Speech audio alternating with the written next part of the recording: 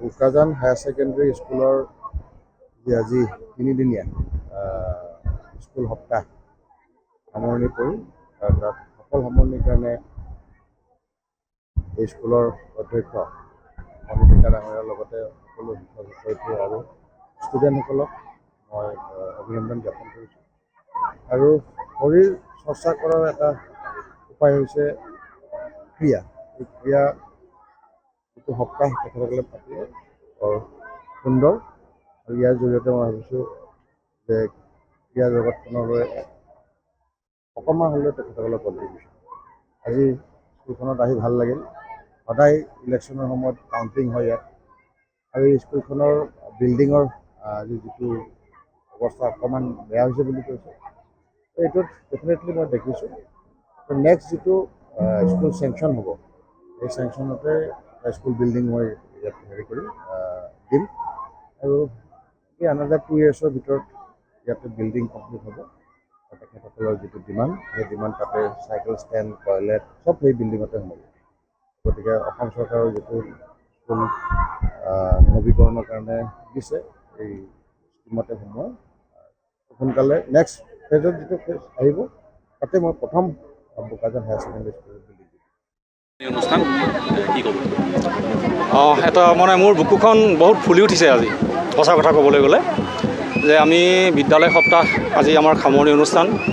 আজি সামৰণি অনুষ্ঠানৰ আমি এটা বাৰ্তা লৈ আগবাঢ়িছিলোঁ, শান্তি, সম্প্ৰীতি আৰু প্ৰগতি। আমি জানো যে অসমখনত বিভিন্ন জাতি জনগোষ্ঠী আছে, গতিকে আমাৰ বিদ্যালয়ৰ পৰা সকলো জনগোষ্ঠী কাৰ্বি, তিৱা, দেউৰী, গাৰো, বিহু, আহোম, তাৰপিছত আমাৰ আদিবাসী, বেংগলী, নেপালী সকলো আমাৰ নিজৰ ষ্টুডেণ্ট তেখেতসকল। তাৰোপৰিও আমাৰ গায়ন বায়ন আছে, আপোনালোকে দেখিছে সকলো। গতিকে আমাৰ মূল উদ্দেশ্যটো হৈছে যে আমাৰ এটা বদনাম আছে যে চৰকাৰী খণ্ডৰ বিদ্যালয়ত ছাত্ৰ ছাত্ৰীৰ প্ৰতিভাৰ অভাৱ। আমি সেই কথাটো মানি ল'ব বিচৰা নাই। আমি এইটো ক'ব বিচাৰিছোঁ যে চৰকাৰী খণ্ড বিদ্যালয়ৰ প্ৰতিভাৰ অভাৱ নহয়, আমি উলিয়াই অনাতহে ব্যৰ্থ হৈছোঁ। গতিকে আমি চেষ্টা কৰিছোঁ যে আমাৰ ছাত্ৰ ছাত্ৰীসকলৰ মাজত যিটো সুপ্ত প্ৰতিভা আছে, সেই প্ৰতিভাখিনি আমি উলিয়াই অনাৰ কাৰণে আমি চেষ্টা কৰিছোঁ।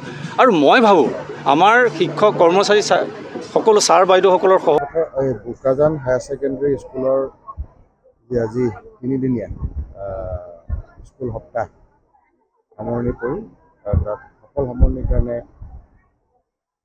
এই স্কুলৰ অধ্যক্ষ অনিতা ডাঙৰীয়াৰ লগতে সকলো শিক্ষক শিক্ষয়িত্ৰী আৰু ষ্টুডেণ্টসকলক মই অভিনন্দন জ্ঞাপন কৰিছোঁ। আৰু শৰীৰ চৰ্চা কৰাৰ এটা উপায় হৈছে ক্ৰীড়া। এই ক্ৰীড়া যিটো সপ্তাহ তেখেতসকলে পাতিলে বৰ সুন্দৰ, আৰু ইয়াৰ জৰিয়তে মই ভাবিছোঁ যে ক্ৰীড়া জগতখনলৈ অকণমান হ'লেও তেখেতসকলৰ কণ্ট্ৰিবিউশ্যন। আজি স্কুলখনত আহি ভাল লাগিল। সদায় ইলেকশ্যনৰ সময়ত কাউণ্টিং হয় ইয়াত, আৰু এই স্কুলখনৰ বিল্ডিঙৰ যিটো অৱস্থা অকণমান বেয়া হৈছে বুলি কৈছে।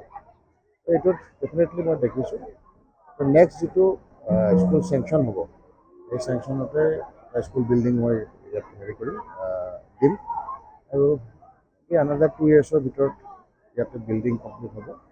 তেখেতসকলৰ যিটো ডিমাণ্ড, সেই ডিমাণ্ড তাতে চাইকেল ষ্টেণ্ড, টয়লেট চব সেই বিল্ডিঙতে সোমাব। গতিকে অসম চৰকাৰৰ যিটো স্কুল নৱীকৰণৰ কাৰণে দিছে, এই স্কিমতে সোমোৱা সোনকালে নেক্সট ফেজত যিটো ফেজ আহিব, তাতে মই প্ৰথম বোকাজান হায়াৰ ছেকেণ্ডেৰী স্কুলৰ বিল্ডিং।